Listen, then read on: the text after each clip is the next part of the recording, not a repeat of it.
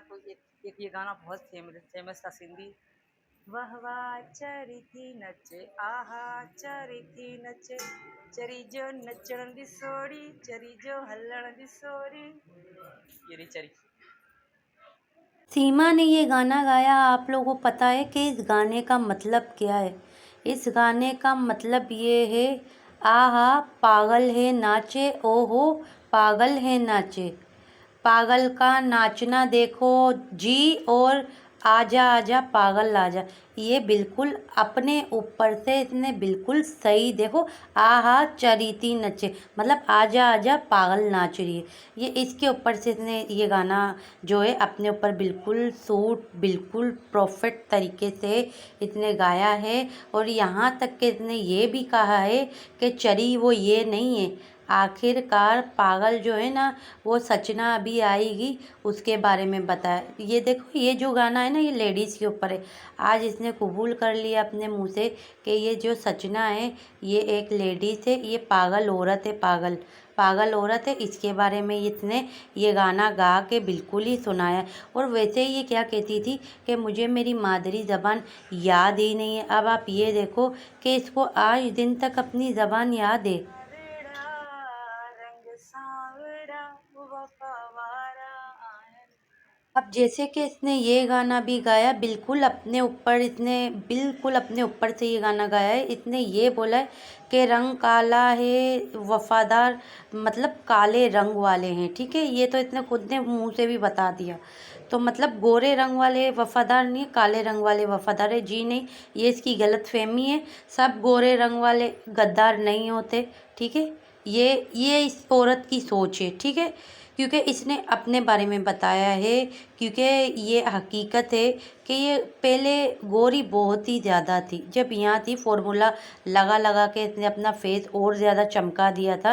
आप लोगों ने देखी होगी इसकी पहले की वीडियो, उस वक्त इसने अपना फेस चमका दिया था। तो जब इसने गुलाम हैदर के साथ गद्दारी की है तो इसने अपने बारे में ये बोला है और किसी के बारे में नहीं। देखो गाना भी से वो पसंद है जिस पे गद्दारी ऑलरेडी टूट टूट के भरी हुई गानों के अंदर है, तो वही गाने इस सीमा को पसंद है। अब आगे आप सचिन के मुंह से कुछ अल्फाज सुने। ए चल, या भाषा अपनी अपने पास नहीं, रख। नहीं, नहीं पागल, नहीं मैं इस पागल। भाषा को बोल नहीं कर कर भाई, वही पागल। छा हाला, ए हाला, छा हाला, क्या हाला, छा था, छे, काले थो वनी। काले थो बनी। हाँ हाँ हाँ हाँ, अब ठीक है। और आपने इसके मुंह से जहाँ तक बात जो सुनी है ना, जैसे कि सचिना के मुंह से, सचिना जो बोल रहा था ना सबसे पहले छे आला, वो बलोची अल्फाज है। इसका मतलब है कि सचिना को सीमा ने बलोची सिखाई हुई है, तो इसी वजह से इसने डायरेक्ट कहा छे आला, क्योंकि बलोची में छे आला बोलते और जो सिंधी में है उसमें बोलते हैं छह आला, ठीक है। ये दो चीज़ें हैं और इसने सबसे पहले बलोची अल्फाज में बोला सचना ने।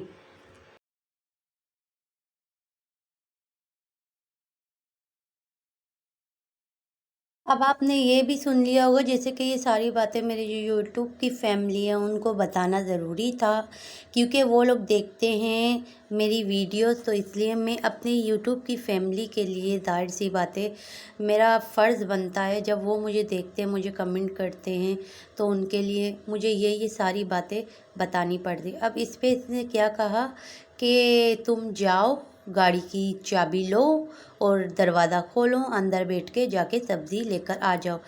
देखें ये जैसे कह रहा था ना कि ना ये बचपन का इसका सपना है। असल में मैंने आप लोगों को बता दिया था, ओरिजिनल में बचपन का सपना ये सचिन का था, जो कि सीमा हैदर ने पूरी कर दी है। इसीलिए ये कह रही थी अपनी गाड़ी का चाबी लो, जाके दरवाज़ा खोलो और जाके मार्केट से सब्ज़ी लेकर आओ, क्योंकि वो इसके बचपन का सपना था, सचिन के बचपन का सपना था, जो कि इसने पूरा कर दिया। अब आप लोगों को पता भी होगा, पहले भी इसने जो सीमा ने बाइक दिलवा कर इसको दी थी, आप लोगों ने देखा होगा, वो भी सीमा ने लेकर दी थी, सचिन ने नहीं ली थी खुद ने।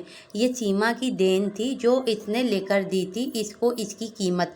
अब इसको इसकी कीमत में क्या इसके नाम पे कर लिया है, आपको पता है ना, घर भी इसके नाम पे और यहाँ तक के कार भी इसके नाम पे। अब इसने वादे दे दिए कि ये ले तेरी कीमत, जो तू मेरे साथ रह रहा रहा है, इतना एडजस्ट कर रहा है, ये खुद दे रही है। और यहाँ तक कि ये क्या करता है आपको सबको ही पता है।